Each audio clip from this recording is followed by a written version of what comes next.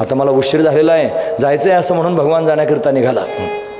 सगळेच लोक म्हणू लागले, देवा आता फार उशीर झाला आहे हो, आणि एवढ्या उशिरा तुम्ही जाणार, आजच्या दिवस मुक्काम करा ना. सगळेजण म्हणू लागले. मग सगळ्यांचं म्हणणं भगवंतानं ऐकलं. ठीक आहे म्हणले, थांबतो. प्रत्येकाला असं वाटलं की आपण थांब म्हणलो म्हणूनच थांबला. तसलं काही नव्हतं महाराज.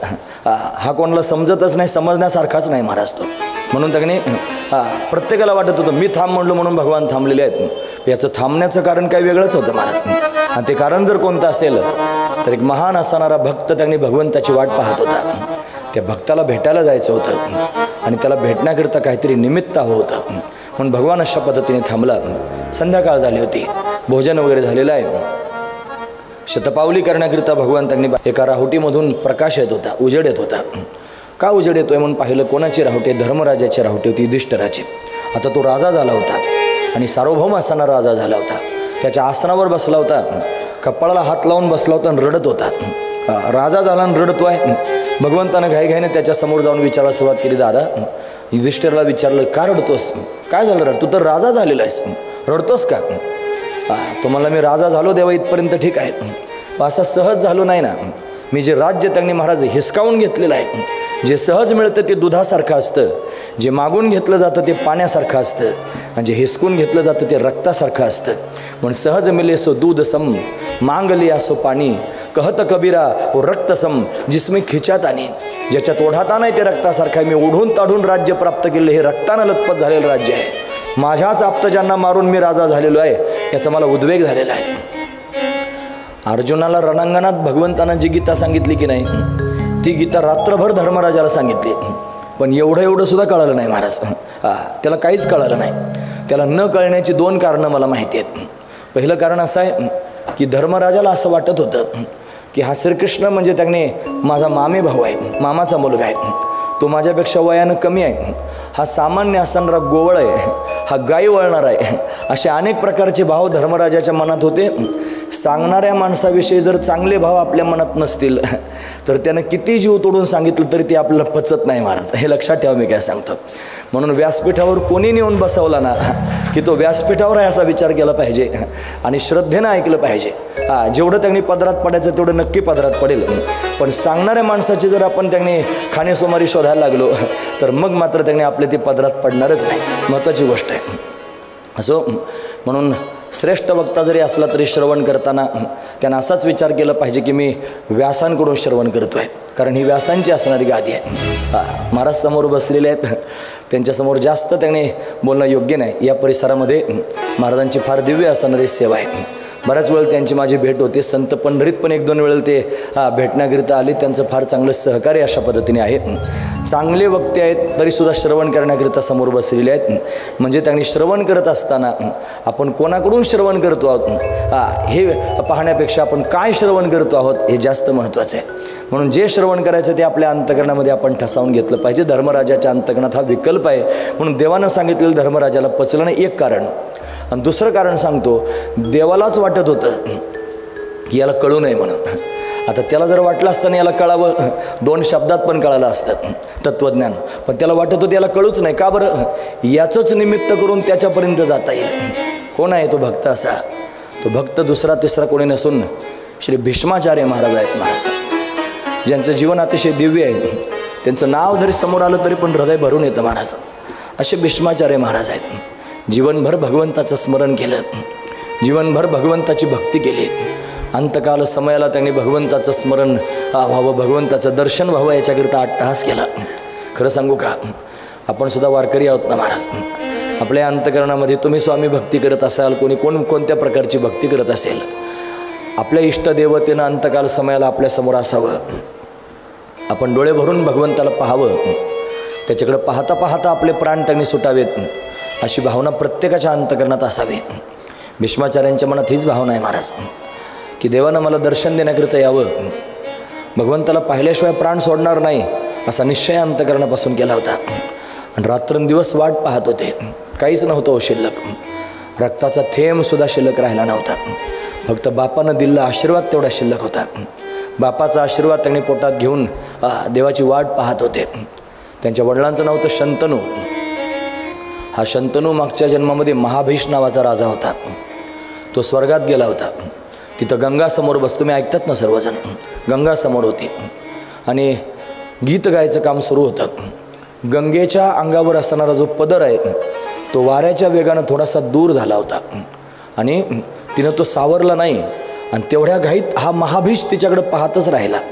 हे ब्रह्मदेवानं पाहिलं, त्यानं शाप दिला, मृत्यूलोकातल्या लोकांसारखे वागत आहात म्हणून शाप देऊन टाकला, तुम्हाला मृत्यूलोकात जावं लागेल. म्हणून तो महाभीष आहे त्याला शंतनू व्हावं लागलं आणि गंगेला शाप प्राप्त झाला, तुला मृत्यूलोकात जावं लागेल.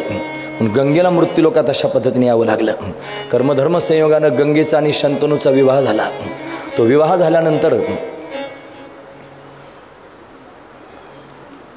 झाल्यानंतर गंगेनं त्यांनी विवाह करतानाच वचन घेतलं, तुम्ही मला प्रश्न विचारायचा नाही. तुम्ही ऐकतात ना सर्वजण, जर मला तुम्ही प्रश्न विचारला तर मी तिथे थांबणार नाही, निघून जाईन, असं ज्या वेळेला बोलायला सुरुवात केली. ठीक आहे, त्यानं वचन दिलं आणि काहीच प्रश्न विचारला नाही. पहिला मुलगा झाला गंगेला, तिनं तो मुलगा घेतला. 8वा मुलगा झाला आणि 8वा मुलगा झाल्यानंतर पाण्यात सोडण्याकरिता ज्यावेळी निघाली त्यावेळेला त्याला सहनच झालं नाही. तो म्हणला, सगळा वंश बुडून टाकतेस की काय, कशाकरिता मुलं पाण्यात सोडतेस. तिने तो मुलगा देऊन टाकला शंतनूच्या हातात आणि प्रश्न विचारला म्हणून गंगा त्या प्रवाहामध्ये विलीन झाली, निघून गेली महाराज. मुलगा मात्र राहिला. त्याचं कारण असं आहे, हे जे 8 मुलं झाली ना, हे 8 मुलं म्हणजे अष्टवसू आहेत.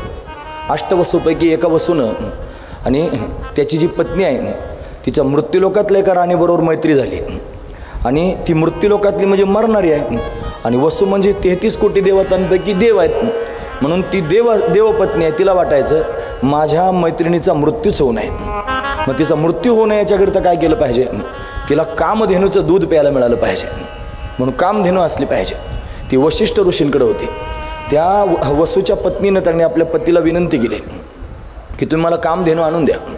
आता वशिष्ठ ऋषी कशी देतील कामधेनू, म्हणून या वसूनं ती कामधेनू चोरून न्यायला सुरुवात केली. ती चोरून ज्या वेळेला घेऊन जात होते त्यावेळेला आणि वशिष्ठांनी पाहिलं आणि पाहिल्यानंतर ते अष्टवसू त्यांनी बरोबर होते, त्यातला हा चोरी करत होता. शाप दिला, चोरी करत आहात, तुम्हाला मृत्यूलोकात जन्म प्राप्त होईल. बाकीचे 7 म्हणले आमचा काय दोष आहे, चोरी त्यानं केली आणि शाप आम्हाला दिला. मग उशाप दिला, जन्म झाल्याबरोबर गंगेच्या हातानं उद धरून जाल, असा 7 लोकांना उशाप मिळाला. ज्यानं चोरी केली त्याला मात्र सांगितलं तुला मात्र मृत्यूलोकात राहावं लागेल. म्हणून अष्टवसूंपैकी असणारे ते जे 7 आहेत गंगेनं पाण्यात सोडून दिले आणि त्यांचा उद्धार गंगेच्या माध्यमातून झाला. ते पुन्हा देवलोकाला निघून गेले. गंगेला प्रश्न विचारला म्हणून गंगा पण प्रवाहामध्ये विलीन झाली, ती पण शापमुक्त झालेली आहे. पण जो मुलगा झाला त्याचं नाव आहे देवव्रत. या देवव्रताला मात्र त्यांनी तिथंच राहावं लागलं. आईचा वियोग झाला. शंतनू त्यांनी त्याला लहानचं मोठं करू लागला. जेव्हा कधी भीष्माचार्यांना म्हणजे देवव्रताला त्यांनी असं वाटलं की मला आईबरोबर बोलायचं आहे, माते माते म्हणून हाक मारला की गंगा प्रत्यक्ष प्रगट होत होती आणि तिच्या मांडीवर मस्तक ठेवून अशा पद्धतीनं देवव्रत आपल्या अंतकरणातल्या भावना तिच्यासमोर व्यक्त करत होता. आणि अशा पद्धतीने लहानचा मोठा झाला. देवव्रताचं विवाहाचं वय झालं, लग्नाचं वय झालं मुलाचं, आणि मुलाचं लग्नाचं वय झाल्यानंतर बापाला लग्न करायची इच्छा झाली. म्हणजे मुलाचं नाही, स्वतःचं. बापाला लग्न करायची इच्छा झाली शंतनूला. का बरं माहिती आहे, काल आपण श्रवण केलेली ती सत्यवती, तिला योजनगंधा असं पण नाव होतं, सुगंधा. 1 योजनापर्यंत तिचा सुगंध दरवळत होता. तिच्या सुगंधाच्या ओघात तिच्यापर्यंत जाऊन पोहोचलं शंतनू आणि तिच्यावर विवाह करण्याकरिता तिच्या बापाकडं विनंती केली, तुझी मुलगी मला देऊन टाक. तो म्हणला माझी मुलगी देणार नाही. म्हणे का बरं, तुला पहिल्या बायकोपासून मुलगा झालेला आहे, तो राजा होईल आणि माझ्या मुलीला झालेली मुलं काय त्याची सेवा करतील, माझी मुलगी देणार नाही असं म्हणल्यानंतर उद्विग्न झाला. आणि उद्विग्न झाल्यानंतर त्यांनी काय करावं, विवाह होत नाही हे मात्र देवव्रताला कळालं. देवव्रत एवढ्या रात्री त्या केवटाच्या घरी गेला आणि त्याला विनंती केली, तुझी मुलगी माझ्या वडिलांना देऊन टाक. माझाच जर तुला अडथळा वाटत असेल तर मी त्यांनी देवव्रत गंगानंदन भीषण असणारी प्रतिज्ञा करतो, आजीवन नैष्टिक ब्रह्मचारी राहीन आणि हस्तिनापुराच्या गादीचं संरक्षण करेन. म्हणून भीषण प्रतिज्ञा केली देवव्रतानं. म्हणून त्या देवव्रताचं नाव पडलं भीष्म. तेच आहेत महाराज भीष्म. आणि मग विवाह संपन्न झाला. आणि विवाह संपन्न झाल्यानंतर ज्या वेळेला त्यांनी सत्यवतीला घेऊन शंतनू घरी आला, त्यावेळेला सत्यवतीनं त्यांनी शंतनूला सांगितलं, आपला विवाह झालाच नसता, तुमच्या मुलामुळं झाला. तुमचा मुलगा आमच्या घरी आला, माझ्या वडिलांना त्यानं सांगून प्रतिज्ञा केली की मी नैष्टिक ब्रह्मचारी राहीन, आणि म्हणून मला त्यांनी तुमच्यावर विवाह करता आला. असं ज्या वेळेला सांगितलं, शंतनूला फार वाईट वाटलं. महाराज, मुलाच्या लग्नाचं वय त्यांनी आहे आणि मी लग्न करून बसलो आणि माझ्या मुलाचं त्याने आयुष्य अशा पद्धतीने मी घेऊन टाकलेलं आहे, काय करू आता. एवढ्या रात्री शंतनू आणि देवव्रताच्या महालाकडे गेला. पितृभक्त असणारा देवव्रत आहे. त्याचा दरवाजा वाजवला, दरवाजा त्यानं उघडला. वडिलांना पाहिलं, फार आश्चर्यानं पाहू लागलं. म्हणलं, बाबा एवढ्या उशिरा तुम्ही माझ्याकडे आलात, मला आज्ञा दिली असती मी तुमच्याकडे आलो असतो. त्याचं हृदय भरून आलेलं होतं, डोळे डबडबून आले होते. बाळा, माझ्याकरता सगळं जीवन देऊन टाकलंस, मी काय देऊ तुला आता, असं बाप म्हणतोय. प्रसन्न झालेल्या बापानं त्याने महाराज मुलाला वरदान दिलं, जा मी तुझा बाप तुला वरदान देतो, तू इच्छामरणी होशील. तुला कोणीच मारू शकत नाही, जगातला कोणीच तुला मारू शकणार नाही. तुला ज्या वेळेला वाटेल त्यावेळेला तुला मृत्यू प्राप्त होईल, तू इच्छामरणी होशील, असं बापानं वरदान दिलं होतं. आणि ते वरदानच फक्त शिल्लक होतं, बाकी काही शिल्लक नव्हतं. सगळ्या अंगामध्ये बाण घुसलेले होते, भयंकर वेदना होत होत्या. पायात जर एक काटा मोडला ना महाराज, तर तो काटा केवढा त्रास देतो, चालता येत नाही, भयंकर वेदना होतात. सगळ्या अंगामध्ये त्यांनी थंडी ताप संचार करतो, अशी अवस्था होते. एक काटा जर एवढ्या वेदना देत असेल तर एवढे बाण अंगात घुसले होते, केवढ्या वेदना झाल्या असतील. एवढ्या वेदना सहन करत होते. इच्छामरणी असून प्राण सोडत नव्हते. का बरं सोडत नव्हते? त्याचं कारण एकच होतं महाराज, की भगवंताला पाहण्याची इच्छा होती. एक स्वप्न बांधलं होतं की जगाचा मालक यावा, माझ्या अंतकाल समयाला त्यानं माझ्याजवळ असावं, मी त्याला डोळे भरून पाहावं आणि त्याच्याकडे पाहता पाहता माझे प्राण निघून जावेत. एवढीच भावना अंतकरणामध्ये होती आणि फार उत्कट असणारी भावना होती. ही भावना भगवंताला कळत होती महाराज. प्रत्येकाच्या अंतकरणातल्या भावना भगवंताला कळतात. कोण कशा पद्धतीने विचार करतो आहे, कोण कशा पद्धतीने भक्ती करतो आहे, कोण नक्कल करतो आहे की मनापासून करतो आहे, हे सगळं भगवंताला कळतं महाराज. म्हणून भगवंताला भीष्माचार्यांच्या पोटातले भाव कळत होते. पण निमित्त हवं होतं तिथपर्यंत जाण्याकरता. काय निमित्त करावं? पण धर्मराज उद्विग्न झाला होता. त्याला रात्रभर गीता सांगितली पण त्याला कळाली नाही. मग सांगितलं, उद्या सकाळी आपण भीष्माचार्यांना भेटायला जाऊ. म्हणून भीष्माचार्यांना भेटायला जायचं ठरलं. आणि बरेच सगळेजण आपल्याबरोबर घेऊन आणि भगवान भीष्माचार्यांपर्यंत जाऊन पोहोचला. शरपंजरी पडलेल्या भीष्माचार्यांनी भगवंताला पाहिलं. हात जोडून नमस्कार करता येत नव्हते महाराज, कारण हातामध्ये बाण घुसलेले होते. डोळे बंद करून मस्तक लावून त्याने नमस्कार भगवंताला केला. भगवंतानं तो नमस्कार स्वीकारला आणि भीष्माचार्य भगवंताबरोबर बोलू लागले, काय देवा, आज कसं काय एवढ्या दूर आलात? कसं आपलं आगमन झालं? क्षत्रिय आहेत ना, करारी आहेत, त्यांना माहिती आहे कशाकरता आलेला आहे. पण तरीसुद्धा त्यांनी विचारलं, कसं काय आलात? म्हणे, काही नाही पितामह, हा धर्मराज थोडासा उद्विग्न झालेला आहे. त्याला राज्य प्राप्त झालं आहे, त्याचा विजय झालेला आहे, सर्व गोष्टी झालेल्या आहेत, तरीसुद्धा त्याची उद्विग्नता मला घालवता येत नाही. तुम्ही त्याला धर्मनीतीचा उपदेश करा, म्हणून मी त्याला इथपर्यंत घेऊन आलेलो आहे. भीष्माचार्यांनी धर्मराजाकडे पाहिलं, युधिष्ठिराकडं, आणि बोलायला सुरुवात केली. धर्मा, तुला इथं आणलं आहे आणि उपदेश देण्याकरिता आणलं आहे. ज्यानं तुला इथपर्यंत आणलेलं आहे, काय समजतोस रे त्याला? तू त्याला सामान्य गोवळ समजतोस, तुझा मामे भाऊ समजतोस, त्याला द्वारकाधीश समजतोस, नेमकं काय समजतोस सांग? असं ज्या वेळेला बोलायला सुरुवात केली, त्यावेळेला सांगू लागले, हे बघ, याच्यापैकी जर काही समजत असशील तर ते तो नाही, मग कोण आहे? येशवै भगवान साक्षात अद्यो नारायण पुमान मोहयन माया लोकम गुडश्चरती वृष्णेशु. असा येशवै भगवान साक्षात, हा प्रत्यक्ष भगवान आहे, जगाचा मालक आहे. आणि तो त्यांनी गूढ रूप धारण करून अद्यो नारायण पुमान मोहयन माया लोकम, सर्व लोकांना त्यांनी मोहात टाकून स्वतःच्या मायेनं गुडश्चरते वृष्णीशु, वृष्णीवंशामध्ये गूढ रूप धारण करून त्यांनी अशा पद्धतीने तो स्वतःच म्हणतोय, अवजानंती माम मूढा मानुषीम तनुमाश्रिता. ही मूर्ख लोक मला ओळखत नाहीत, मी माणसाचं शरीर धारण करून आलो, म्हणून मी सामान्य मनुष्य नाही, जगाचा मालक आहे. म्हणून हा जगाचा मालक आहे. तुझं राज्य जर सुखरूप व्हावं असं तुला वाटत असेल, याचं स्मरण करता करता तुझं राज्य कर, राज्य कडेला जाईल. एका शब्दातच उपदेश करून टाकला महाराज. अजून बरंच पुढे सांगायचं आहे. आणि आता त्यांनी बोलायला सुरुवात केली, धर्मा, तुला काय वाटतं? हा तुला उपदेश करण्याकरिता इथपर्यंत घेऊन आलाय, तुला उपदेश द्यावा म्हणून इथपर्यंत आलाय असं जर तुला वाटत असेल तर ऐक, तुलाच जर उपदेश करायचा असता तर यानं घरीच उपदेश केला असता. आणि त्याचा उपदेश तुला पचला सुद्धा असता. तुझं निमित्त केलेलं आहे रे. तुझं निमित्त करून हा मला भेटण्याकरिता आलेला आहे, मला दर्शन देण्याकरिता आलेला आहे, असे भाव भीष्माचार्यांच्या मुखात आहेत. याच्या शब्द आहेत महाराज. बघ ना धर्मा, ज्यांच्याकरिता मी नैष्टिक ब्रह्मचर्य धारण केलं, ज्यांच्याकरिता सगळं जीवन मी समर्पित करून टाकलं, आज त्यांच्यापैकी कोणीच माझ्याजवळ नाही. मी शरद पंजरी पडलेलो आहे, एकांतात आहे. 51 दिवस झाले होते युद्धविराम होऊन. कशाचीच कोणाला पर्वा नव्हती. भीष्माचार्य तळमळत होते त्या रणांगणामध्ये, एकटेच त्यांनी अशा पद्धतीने पडले होते. सर्वांनी टाकून दिलं रे धर्मा. यानं मला टाकलं नाही, यानं माझी आठवण केली. हा मला प्रत्यक्ष भेटण्याकरिता आला. तथापेकांत भक्तेषु पश्य भूप अनुकंपितम. भूप म्हणजे राजा, पश्य म्हणजे बघ, अनुकंपा म्हणजे त्याच्या अंतकरणातली करुणा बघ कशी आहे. तथापेकांत भक्तेषु, एकांतात पडलेलो आहे. एकांतात पडलेल्या भक्ताकरिता त्यांनी हा प्रत्यक्ष भेटण्याकरिता दर्शन देण्याकरिता आलेला आहे. धर्मा, हा तुझ्याकरिता आला नाही, हा माझ्याकरिता आलेला आहे. ही भीष्माचार्यांची भावना आहे महाराज. आता भगवंताकडे पाहू लागले.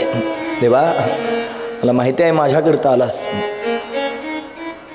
जेव्हापासून तुला पाहिलं होतं ना देवा, तेव्हापासून मनात हाच भाव होता की तू माझा व्हावास, मी अखंड तुझं स्मरण करावंस. तू त्याने माझ्या हृदयामध्ये, हृदयाच्या मनचकावर कायमस्वरूपी विराजमान असावंस, अशा दिव्य भावना अंतकरणात घेऊन त्यांनी राहत होतो. आता तू आलास. मी धर्मराजाला त्यांनी तत्त्वज्ञान सांगायला तयार आहे. माझी एक विनंती आहे, आधी मला वचन दे. काय वचन हवं आहे? सदैव देव प्रतीक्षताम यावदिदम कलेवरम हिनोम्यहम. देवा, प्रतीक्षा करा, वाट बघा. कुठपर्यंत? जोपर्यंत मी माझं शरीर टाकून देत नाही तोपर्यंत माझी वाट बघा आणि माझ्याजवळ असेच उभे राहा. आधी वचन घेतलं, निघून जाऊ नये म्हणून. हा निघून गेला, मग काय करायचं? देवानं वचन दिलं, जोपर्यंत तुम्ही शरीर सोडत नाहीत तोपर्यंत मी तुमच्यासमोर असाच उभा राहीन. देवानं वचन दिल्यानंतर जरा धारिष्ट आलं आणि मग बोलायला सुरुवात केली भीष्माचार्यांनी. देवा, मला काही प्रश्न विचारायचे आहेत तुला. म्हणे काय विचारायचं आहे? म्हणला, मी जर कधी पापच केलं नाही, मला जसं आठवतं तसं मी पाप केलं नाही, हे मला का भोगायला आलं असेल? मी का भोगतो हे पाप? माझ्या प्रश्नाचं उत्तर दे देवा. भगवान हसले. भगवान म्हणले, पितामह, पाप केल्यानंतरच भोगायला येतं असं नाही. पाप डोळ्यानं पाहिलं तरी भोगायला येतं. म्हणून त्यांनी पाहिलं तरी भोगायला आलं. काय पाहिलं? माझ्या द्रौपदीला भर सभेत आणलं होतं. तिला वस्त्ररहित करण्याचा प्रयत्न सुरू होता. ती हात जोडून तुमच्यासमोर विनंती करत होती, पितामह, तुमच्या शब्दाला किंमत आहे, मला वाचवा. मी तुमची पुत्रवधू आहे, मी तुमची कुलवधू आहे, मला वाचवा. तुम्ही खालीमान घातलीत. तुम्ही सांगितलं, आम्ही यांचं अन्न खाल्लेलं आहे, यांच्यासमोर काही बोलता येत नाही. माझ्या द्रौपदीवर केवढं संकट आलं. तुम्ही डोळ्यानं अधर्म होताना पाहिलं, पाप होताना पाहिलं. ते पाप तुम्हाला भोगण्याकरिता आलेलं आहे. आता भगवान थोडासा रागावला. भगवानाला, एवढी पाप पुण्याची त्यांनी चर्चा करत आहात, एवढं पाप पुण्याविषयी बोलतात, तुम्हाला एवढं पाप पुण्य जर कळतं, मग अधर्माच्या बाजूनं का उभे राहिलात? धर्माची बाजू का घेतली नाहीत ते सांगा. जरा उंच स्वरात भगवान बोलत होते. भीष्माचार्य संतच असे असतात, भक्त असे असतात की भगवंताला त्यांनी शांत करू शकतात. देवा, तुमचं म्हणणं बरोबर आहे. मी का बरं त्यांनी कौरवांच्या बाजूने उभा राहिलो? हे बघ, मी इच्छामरणी आहे. मला त्यांनी कोणी मारू शकत नाही, पण माझी इच्छा तुझ्या इच्छित आहे. माझी इच्छा तुझ्या इच्छित आहे. जर मी रणांगणात युद्ध करण्याकरिता त्यांनी उभा राहिलो आणि पांडवांच्या बाजूने जर त्यांनी उभा राहिलो असतो आणि युद्ध करता करता कौरवांबरोबर त्यांनी युद्ध करताना जर माझा मृत्यू होणार असता, तुझ्या मनात आलं असतं मी मरावं, तर मला मरावं लागलं असतं. आणि कौरवांकडे पाहता पाहता जर मला मृत्यू झाला असता तर अधोगतीला जावं लागलं असतं.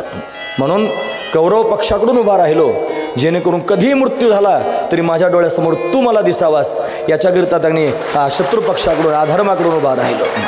म्हणजे देव जोडे तरी करावा अधर्म, हे सिद्ध करून दाखवलं. देव प्राप्त व्हावं म्हणून तुला पाहण्याकरिता, तुझं दर्शन होण्याकरिता अधर्माच्या बाजूने त्यांनी उभा राहिलो. देवाची बोलतीच बंद झाली महाराज. आता काय बोलेल पुढे? म्हणून त्यांनी भीष्माचार्य अशा पद्धतीने बोलू लागले. आता लोक म्हणत होते की भीष्माचार्य त्यांनी उत्तरायण याची वाट पाहत असतील. साधू संतांना कशाचं दक्षिणाने उत्तरायण महाराज? ते त्यांनी त्यांच्या दिव्य स्थितीत आहेत.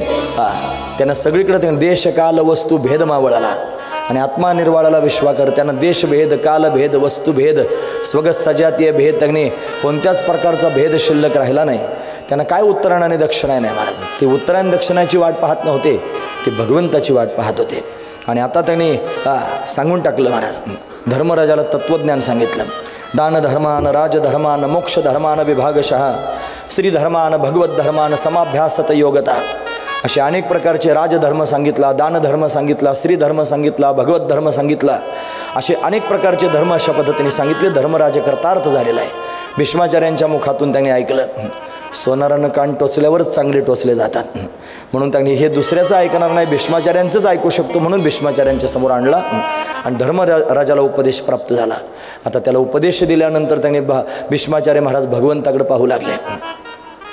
भगवंताच्या मुखारविंदाकडे पाहत पाहत भगवंताला बोलू लागले, स्तुती करत आहेत, भीष्मस्तुती आहे.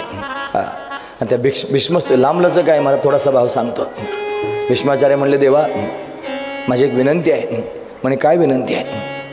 मला एक मुलगी आहे, ती अजून कुमारिकाच आहे. सगळे लोक आश्चर्यानं पाहायला लागले. तुम्ही ऐकतात ना पण सर्वजण, कोण म्हणताय मुलगी आहे? जे नैष्टिक ब्रह्मचारी ते म्हणतात मला एक मुलगी आहे.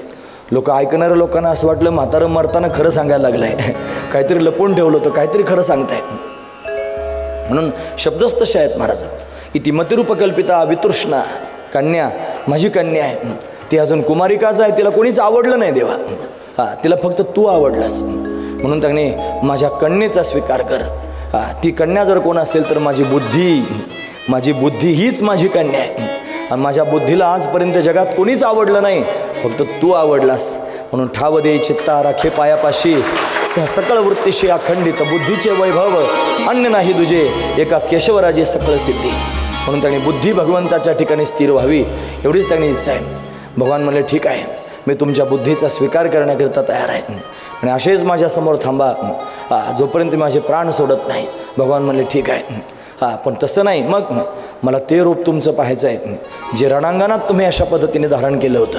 अरे कोणतं रूप धारण केलं होतं? ज्या वेळेला मी शरपंजरी पडलो त्यावेळेला तुम्ही माझ्यावर रागावून त्यांनी एक मोडकं रथाचं चाक घेऊन माझ्या अंगावर धावून आला होता. तुमच्या केसांमध्ये धुलीकण साचले होते, डोळे लाल झाले होते, ओठ क्रोधानं फडफड फडफड उडत होते, कपाळावर घामाचे बुंद त्यांनी जमा झाले होते आणि भयंकर क्रोधायमान होऊन तुम्ही मला मारण्याकरिता समोर आले होते. असं ज्या वेळेला त्यांनी बोलू लागले, मला ते रूप पाहायचं आहे, मी क्षत्रिय आहे आणि मला क्षत्रियासारखाच मृत्यू अपेक्षित आहे. असं ज्या वेळेला भीष्माचार्य बोलू लागले, भगवंतानं ते रूप धारण करायचं ठरवलं. असंच झालं होतं महाराज, असंच झालं होतं. का बरं असं झालं असेल ऐका. भीष्माचार्य त्यांनी मोठे विलक्षण असणारे योद्धे आहेत महाराज. भीष्माचार्य प्राणपणानं युद्ध करत होते, पण एवढं युद्ध करून सुद्धा त्यांनी कौरव पक्षातले बरेचसे मारले जात होते. दुर्योधनाचे बरेच भाऊ त्यांनी मारले गेले. त्यामुळे दुर्योधन रागावलेला दुर्योधन भीष्माचार्यांकडे आला, म्हणला, आमचं अन्न खाता आणि शत्रूला सहाय्यता करता लाज वाटत नाही? हे पारितोषिक होतं महाराज दुर्योधनाकडून भीष्माचार्यांना मिळालेलं.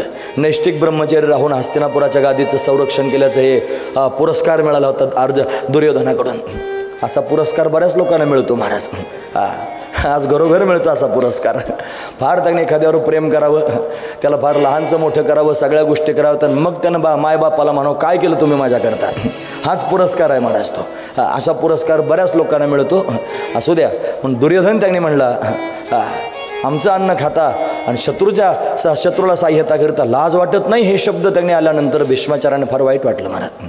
भीष्माचार्य म्हणले, दुर्योधना, प्राणपणानं युद्ध करतो आणि इमानदारीनं हस्तिनापुराच्या गादीचं संरक्षण मी प्रतिज्ञाच केलेली आहे. तरी पण जर तू असं म्हणत असशील तर मी प्रतिज्ञा करतो की उद्या युद्धामध्ये सूर्यास्तापर्यंत निष्पांडवी पृथ्वी करून टाकीन. निष्पांडवी पृथ्वी म्हणजे 5 पांडव मारून टाकीन, असं त्यांनी भीष्माचार्यांनी बोलायला सुरुवात केली. 5ही पांडव त्यांनी सूर्यास्तापर्यंत मारून टाकीन. भीष्माचार्य प्रतिज्ञा करण्यामध्ये मोठे माहिर होते महाराज. प्रत्येक प्रतिज्ञा त्यांनी भीष्माचार्यांनी खरी करावी. ज्या वेळेला महाभारती युद्ध होणार त्यावेळेला भगवंतानं प्रतिज्ञा केली होती. भगवंतांनी झोपलेला होता आणि अर्जुन आणि दुर्योधन दोघेही भगवंताला भेटायला गेले होते. अर्जुन पायाकडे बसला होता, दुर्योधन पायाकडे बसला होता, अर्जुन त्यांनी मस्तकाकडे बसला होता. उठून बसले भगवान. आधी दुर्योधन दिसला, दुर्योधनाला पाहिला, आधी तो दिसला ना, मग त्याचं म्हणणं आधी पूर्ण केलं पाहिजे. दोघांना समोर त्यांनी ठेवलं आणि त्या दोघांनी सांगितलं, आम्ही युद्ध करणार आहोत, युद्धामध्ये त्यांनी तुमची सहाय्यता हवी आहे. भगवंतानं स्पष्ट शब्दात सांगितलं की मी माझं सैन्य एका बाजूने त्यांनी युद्ध करील आणि मी एकटा एका बाजूने राहीन आणि कोणत्याही प्रकारचं शस्त्र हातात घेणार नाही, अशी भगवंतानं प्रतिज्ञा केली होती. काय पाहिजे सांगा. म्हणून शकुनी मामाच्या सल्ल्यानुसार दुर्योधनानं भगवंताची नारायणी सेना मागून घेतली. ती म्हणली सेना तरी युद्ध करील, हा काळा काय करेल. म्हणून त्यांनी शकुनी मामानं सांगून टाकलं आणि म्हणून अशा पद्धतीने सेना दुर्योधनाकडे गेली. एकटा का नाही त्यांनी अशा पद्धतीने अर्जुनाबरोबर अशा पद्धतीने हे भीष्माचार्यांना कळालं. भीष्माचार्य त्यांनी म्हणले हातात शस्त्र घेणार नाही आणि युद्धभूमीमध्ये येणार आहे, आम्हाला काय बावळट समजतो का काय. प्रतिज्ञा केली भीष्माचार्याने. ती म्हणले वासुदेव कर चक्र न धरहू. कोणाला म्हणले, दुर्योधनाला म्हणले वासुदेव कर चक्र न धरहू तुमको मुख न दिखाऊ लाजत आहे मेरी गंगा जननी शंतनु सुत न कहाऊ. भीष्माचार्यांचे शब्द आहेत. दुर्योधनाला सांगितलं जर वासुदेवाला हातात चक्र घ्यायला लावलं नाही, म्हणजे कृष्णाला जर हातात शस्त्र घ्यायला लावलं नाही, तर मी गंगानंदनच नाही शंतनूचा मुलगाच म्हणून घेणार नाही. भीषण प्रतिज्ञा केली. आता प्रतिज्ञा देवानं पण प्रतिज्ञा केली हातात शस्त्र घेणार नाही आणि भीष्माचार्यांनी प्रतिज्ञा केली मी देवाला शस्त्र हातात घ्यायला लावीन. आता कोणाची खरी होणार आहे. प्रतिज्ञा करायचा मोठा छंद आहे भीष्माचार्यांना. आधी ब्रह्मचार्य राहण्याची प्रतिज्ञा केली, नंतर त्यांनी भगवंताला शस्त्र हातात घ्यायची प्रतिज्ञा केली, नंतर आता पांडवांना मारून टाकण्याची प्रतिज्ञा केली. प्रतिज्ञाच करतात. निष्पांडवी पृथ्वी करीन अशी प्रतिज्ञा केली. युद्धविराम झाला. सर्वजण आपापल्या स्थानावर आहे. भगवंतानं पण ऐकली महाराज प्रतिज्ञा. भीष्माचार्यांनी प्रतिज्ञा केली उद्या सूर्यास्तापर्यंत 5 पांडव मारून टाकेन. पांडव इकडे त्यांनी युद्धविराम झाल्यावर जेवण वगैरे करून लगेच घोरायला पण लागले महाराज. जेवण झाल्यावर घोरायला किती वेळ लागतो. काही क्षणात अंग टाकलं, दमले होते, घोरायला लागले. त्यांना काही चिंता वाटली नाही महाराज. पण भगवंताला मात्र चैन पडेना. भगवान मात्र त्यांनी उद्विग्न झाला. माझ्या भक्तांवर संकट आहे. माता जर कोपला तर संध्याकाळपर्यंत 5 पांडव मारून टाकेन. काहीतरी उपाय केला पाहिजे. देवाला माहीत होतं. म्हणून भगवान घाईघाईनं त्यांनी पांडवांच्या दिशेने गेला. अर्जुनाकडे गेला. अर्जुन झोपला होता महाराज. झोपलेला अर्जुनाला देव जागा करतो. हे अर्जुना उठ ना, जागा हो. देवा झोपू दे, फार झोप आलेली आहे. अरे पण ऐक ना, काय झालं.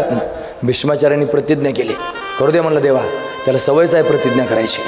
अरे पण काय प्रतिज्ञा केली ते तरी ऐक ना. म्हणे काय प्रतिज्ञा केली. अरे पांडवांना मारण्याची प्रतिज्ञा केली. उद्या सूर्यास्तापर्यंत तुम्हाला मारून टाकणार आहे. मग थोडासा सावध झाला अर्जुन आणि अर्जुनाने डोळे चोळत भगवंताकडे पाहिलं आणि पाहून बोलायला सुरुवात केली. देवा, भीष्माचार्य जर सूर्यास्तापर्यंत आम्हाला मारून टाकणार आहेत, मग तू काय करू नाहीस. एवढे शब्द ऐकायचे होते महाराज. तू काय करू नाहीस. भगवान म्हणले झोप आता बिनधास्त झोप. याला अनन्यता म्हणतात ना. ही अनन्य अवस्था त्यांनी महाराज अशा पद्धतीने प्राप्त झाली. आणि म्हणून अर्जुन झोपलेला आहे. देवाला माहीत होतं. भीष्माचार्यांनी दुर्योधनाची असणारी पत्नी भानुमती, त्या भानुमतीला सांगितलं होतं मला तुझ्याशी काही बोलायचं आहे, तू सकाळी मला भेटण्याकरिता ये. भानुमती येणार होती. भानुमतीला नेण्याच्या आधी द्रौपदीला नेलं पाहिजे, भगवंताच्या मनातला विचार आहे. अर्जुन झोपला आणि भगवान द्रौपदीकडे गेला. कारण द्रौपदी 5 पांडवांची एकटी पत्नी आहे. तिला सांगितलं हे बघ द्रौपदी, उद्या सकाळी आपल्याला भीष्माचार्यांना भेटायला जायचं आहे. तू त्यांनी सुंदर म्हणजे सुवासिनीचे सर्व अलंकार धारण करून लवकरात लवकर त्यांनी सुचिरभूत होऊन माझ्याबरोबर चल, पहाटेच आपल्याला जायचं आहे. पहाट झाली. द्रौपदीनं त्यांनी अशा पद्धतीनं सुवर्ण अलंकार वगैरे धारण केलेले आहेत. भगवंताच्या समोर आलेली आहे. भगवंतानं काही सूचना सांगितल्या. हे बघ भीष्माचार्यांच्या समोर जायचं आहे, लांब लचक पदर डोक्यावर घे. तू कोण आहेस त्यांना दिसता कामा नाही, कळता कामा नाही. बरं, त्यांच्यासमोर जाऊन त्यांनी बोलायचं असेल तर ते बोलल्याशिवाय एक शब्द पण बोलायचं नाही. आधी त्यांना बोलू द्यायचं, मग तू बोलायचं. आणि त्यांना नमस्कार करताना हातातल्या बांगड्यांचा आवाज करत करत नमस्कार करायचा. अशा 2-3 नियमांना त्यांनी द्रौपदीला सांगून टाकलं. द्रौपदीला आपल्याबरोबर घेतलं. भीष्माचार्यांच्या राहुटीपर्यंत त्यांनी महाराज अशा पद्धतीने भगवान गेला. आता द्रौपदीच्या पायातले जोडे त्यांनी चपला वाजतील ना, आधीच काढून घेतल्या, बगलात धरल्या. हातात एक कंदील आहे, डोक्यावर एक घोंगडी घेतलेली आहे. आणि द्रौपदीला सांगितलं जा तू आतमध्ये, मी बाहेरच उभा राहतो. भगवान बाहेर उभा राहिला. आणि आता त्यांनी द्रौपदी आतमध्ये गेलेली आहे. भीष्माचार्य महाराज ध्यान करत होते, भगवंताचं स्मरण करत होते. देवा, मी अविचारानं काल प्रतिज्ञा करून बसलेलो आहे तुझ्या भक्तांना मारण्याची. आता तुझ्या भक्तांना सुरक्षित ठेवायचं काम तुझं आणि युद्ध करण्याचं काम माझं. मी प्राणपणानं युद्ध करणार आहे, माझं कर्तव्य मी करणार आहे. तुझ्या भक्तांना कसं वाचवायचं तुझं तू पाहून घे. असं भीष्माचार्य मनोमन भगवंताला म्हणत होते महाराज, ध्यान करत होते भगवंताचं. असा संवाद मनामध्ये सुरू असताना इतक्यात द्रौपदी समोर गेली. लांबलचक पदर डोक्यावर घेतलेला आहे आणि बांगड्यांचा आवाज करत तिनं नमस्कार केला. भीष्माचार्यांना असं वाटलं बांगड्यांचा आवाज येतोय म्हणजे कोणीतरी सुवासीन आलेली आहे, म्हणून न पाहताच तिला आशीर्वाद दिला, अखंड सौभाग्यवती भाव. भीष्माचार्याने आशीर्वाद दिला. आशीर्वाद दिल्यानंतर द्रौपदीने डोक्यावरचा पदर बाजूला केला आणि भीष्माचार्यांबरोबर बोलायला सुरुवात केली. पितामह, काल तुमची प्रतिज्ञा जी आहे निष्पांडवी पृथ्वी करण्याची, ती प्रतिज्ञा मी खरी समजू की आज दिलेला आशीर्वाद खरा समजू, तेवढं मला सांगा. तिच्या प्रश्नाचं उत्तर भीष्माचार्याने दिलं नाही महाराज. ही द्रौपदी हे पाहून रागावले. अरे द्रौपदी, एवढ्या रात्री अपरात्री कशी काय आलीस? एक घरांदाज कुलवान असणारी स्त्री अशी रात्री अपरात्री फिरत असते का? अंधार आहे, पहाटची वेळ आहे, कशी काय तू आलीस सांग. शांत व्हा, मी एकटी आली नाही, मग माझा सेवक माझ्याबरोबर आला आहे असं द्रौपदी बोलू लागली. कुठे आहे सेवक म्हणून खाडकन उठून उभे राहिले. भीष्माचार्यांना माहीत होतं महाराज दुसरा कोणी सेवक हिच्याबरोबर येणार नाही. घाईघाईनं बाहेर गेले. अंधार होता, रात्र पण काळी होती, डोक्यावर घेतलेली घोंगडी पण काळी होती आणि हा पण काळा होता महाराज. असा हा काळा दरवाजात उभा होता. त्याच्याच हातामध्ये असणारा कंदील बरोबर घेतला, हातात घेतला आणि कोण आहे म्हणून पाहण्याकरिता त्याच्याच मुखारविंदावर तो कंदील असा धरला. ज्यावेळेला कंदील त्याच्या मुखारविंदावर धरला, त्या कंदिलाच्या प्रकाशात कन्हैया दिसला. त्याला पाहिल्याबरोबर काळजामध्ये धस्स झालं महाराज. भगवंताबरोबर बोलले नाहीत. असंच द्रौपदीकडे पाहून त्यांनी बोलू लागले, द्रौपदी, तुम्हाला प्रश्न विचारलास, माझी कालची प्रतिज्ञा खरी होईल का माझा आजचा आशीर्वाद खरा होईल? माझा आजचा आशीर्वाद खरा होईल, माझी प्रतिज्ञा खरी होणार नाही. पांडवांना कोणी मारू शकत नाही. ज्यांना हा सांभाळतो त्यांना जगातला कोणीच मारू शकत नाही. असे शब्द भीष्माचार्यांच्या मुखातून बाहेर पडले आणि आता भगवंताच्या समोर हात जोडून भीष्मा पितामह बोलू लागले, देवा, तुझ्या भक्तांना कसं सांभाळायचं हे तुला चांगलं कळतं रे. म्हणून तू करुणामय आहेस, दयेचा समुद्र आहेस, म्हणून भक्तांचा सांभाळ करण्याकरिता तुम्ही अट्टहास करतोस. अरे भक्तांचे जोडे सुद्धा अशा पद्धतीने बंगल्यात वागवतोस, रात्रंदिवस त्यांनी भक्तांची चिंता करतोस, उभाच राहतोस. असं त्यांनी बोलून भगवंताचं स्तवन भीष्माचार्य करू लागले. सूर्योदय त्यांनी झालेला आहे आणि आता युद्धाला सुरुवात त्यांनी झालेली आहे.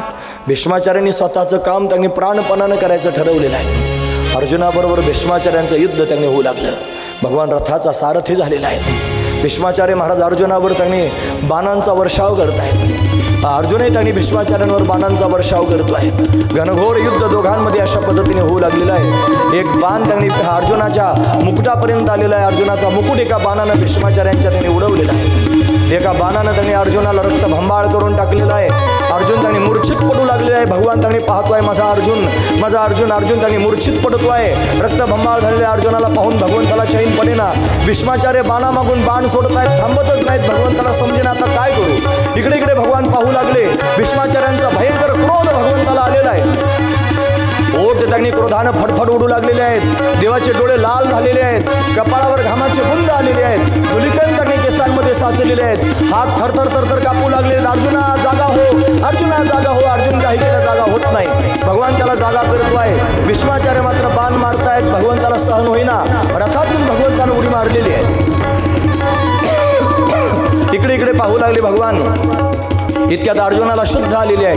भगवान त्यांनी भीष्माचार्यांवर आक्रमण करून जाण्याच्या विचारात आहेत. अर्जुन त्यांनी शुद्धीवर आला. पाहता पाहता भगवंतानं रणांगणामध्ये पडलेले एक मोडकं रथाचं चाक आपल्या हातामध्ये घेतलेलं आहे. अर्जुनानं भगवंताच्या चरणांना मिठी घातलेली आहे. देवा, तुमची प्रतिज्ञा, तुमची प्रतिज्ञा. भगवान थांबण्याच्या तयारीत नाही. हातामध्ये चक्र घेतलेलं आहे. भीष्माचार्यांच्या अंगावर भगवान धावून गेलेला आहे.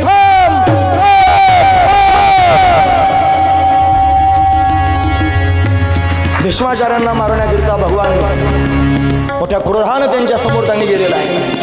भीष्माचार्य भगवंताच्या समोर आले. देवा, मला मारण्याकरिता अशा पद्धतीने शस्त्र घेऊन धावून आलेला आहेस. तूच काय, तुझा बाप सुद्धा मला मारू शकत नाही. पण आज मला मारायचंय का? ज्या अर्थी हातात शस्त्र घेऊन त्यांनी मला मारण्याकरिता तयार झालास, त्या अर्थी तुला वाटतंय मी मरावं आणि तुला वाटतंय मी मरावं म्हणून मला मारायचंय. हे भक्ताचं जीवन आहे महाराज. ही भक्ताच्या अंतकरणाची अवस्था आहे. हे त्यांनी भगवंताच्या इच्छेत इच्छा मिळून त्यांनी अशा पद्धतीने जगणं आहे. देव ठेवीन तैसे राहावे. देवाला वाटतं ना मी जगावं, मला जगायचंय. देवाला वाटतं ना मी मरावं, मला मरायचं आहे, हा भीष्माचार्यांच्या पोटातला भाव आहे महाराज. हेच भीष्मचरित्र कथा आहे. भगवंतानं स्वतःची प्रतिज्ञा मोडून टाकली महाराज. स्वतःचा त्यांनी अपमान झाला तरी चालेल, अपना मान टले टल जाए, भक्त का मान न टलते देखा. स्वतःचा अपमान झाला तरी चालेल, पण माझ्या भक्ताचा अपमान होऊ नये. माझी प्रतिज्ञा मोडली तरी चालेल, माझ्या भक्ताची प्रतिज्ञा मोडता कामा नये. म्हणून अर्जुनाचा सांभाळ भगवंतानं केला आणि भीष्माचार्यांचा पण खरा केला. महाराज वर्णन करून सांग. भीष्म पण केला खरा, भीष्म पण केला खरा, भीष्म पण केला खरा, भीष्म पण केला खरा, भीष्म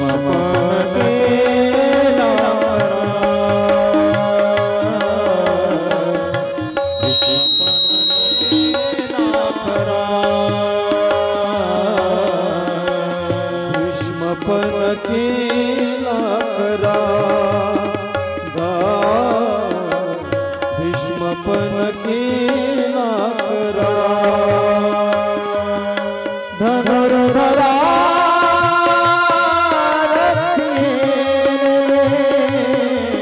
धनुर्धरा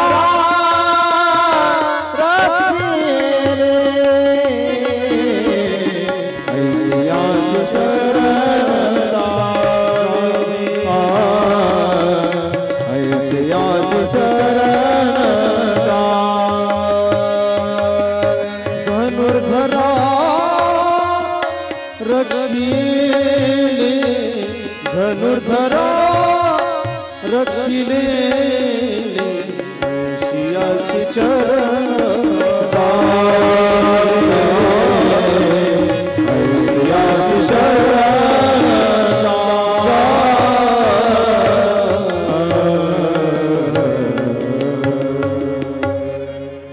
स्वतःची प्रतिज्ञा मोडून टाकली महाराज. भीष्म पण केला खरा, धनुर्धरा रक्षिले, अर्जुनाचा सांभाळ केला आणि भीष्माचार्यांचं पण खरा केला. स्वतःची प्रतिज्ञा भक्ताकरिता मोडलेली आहे. भीष्माचार्य भगवंताच्या समोर आहेत.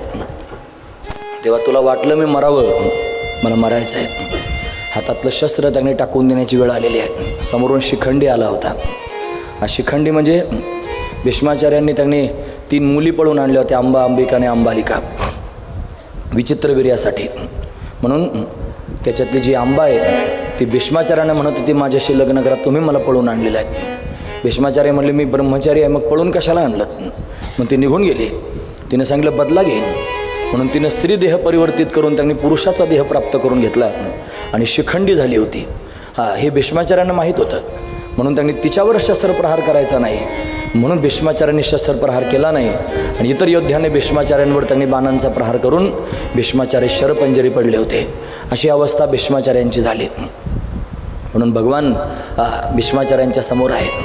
मला ते रूप दाखवा असं ज्यावेळेला भीष्माचार्य बोलू लागले, फार दयार्द्र अंतकरणानं भगवान पाहत होता महाराज. भीष्माचार्यांसारखं भाग्य जगात दुसरं कोणाचंच नाही. बघा ना, भीष्माचार्य शरीर सोडणारं हे ऐकून अनेक ऋषीमुनी समोर आले होते. कृपाचार्यांसारखे दिव्य त्यांनी ब्राह्मण समोर होते. सगळे आप्तच त्यांच्याजवळ होते. जगाचा मालक प्रत्यक्ष त्यांनी समोर उभा होता. तहान लागली होती. अर्जुनानं गंगेचं स्मरण करत त्यांनी बाण मारला होता आणि पाताळातून गंगा प्रत्यक्ष प्रगट झाली होती. भीष्माचार्यांच्या मुखारबिंदामध्ये गंगेची धार पडत होती. याच्यापेक्षा भाग्य काय असलं पाहिजे. लोक गंगेचं पाणी आणून मरणाऱ्या माणसाच्या तोंडात टाकतात. इथं गंगा प्रत्यक्ष येऊन भीष्माचार्यांना पाणी पाजते. याच्यापेक्षा काय श्रेष्ठत्व असलं पाहिजे. ऋषीमुनी समोर आहेत, भगवान समोर आहेत. जरी वेदना सहन कराव्या लागल्या असल्या तरीसुद्धा मरण मात्र फार मंगलमय अशा पद्धतीने प्राप्त झालं. सगळ्यांना मरायचं आहे महाराज एक दिवशी. कोणी अमरपट्टा घेऊन आलेलं नाही. फक्त मरताना कशी अवस्था असली पाहिजे, काय त्यांनी असलं पाहिजे हे आपलं कळावं महाराज. लोक म्हणतात मरताना लेकरं बाळाजवळ असले पाहिजेत. काय करतील ते? त्यांच्याकडे पाहून परत त्यांनी जन्माला यावं लागेल. अंतकाल समयाला त्यांनी भगवान असावा, त्याचं स्मरण त्यांनी असावं, त्याची विनंती केली पाहिजे महाराज. इतना तो करना स्वामी जब प्राण तन से निकले, इतना तो करना स्वामी जब प्राण तन से निकले, इतना तो करना स्वामी जब प्राण से, इतना तो करना स्वामी जब प्राण से निकले, गोविंद नाम लेकर कब प्राण तन से निकले, गोविंद नाम लेकर तब प्राण तन से निकले, गोविंद नाम लेकर जब प्राण से निकले, इतना तो करना स्वामी जब प्राण से निकले। श्री गंगा जी का तट हो, जमुना जी का बंसी बट हो, मेरा सारा निकट हो, जब प्राण से निकले, इतना करना स्वामी जब प्राण से निकले। उस वक्त जल दिया नहीं शान भूल जाना, राधे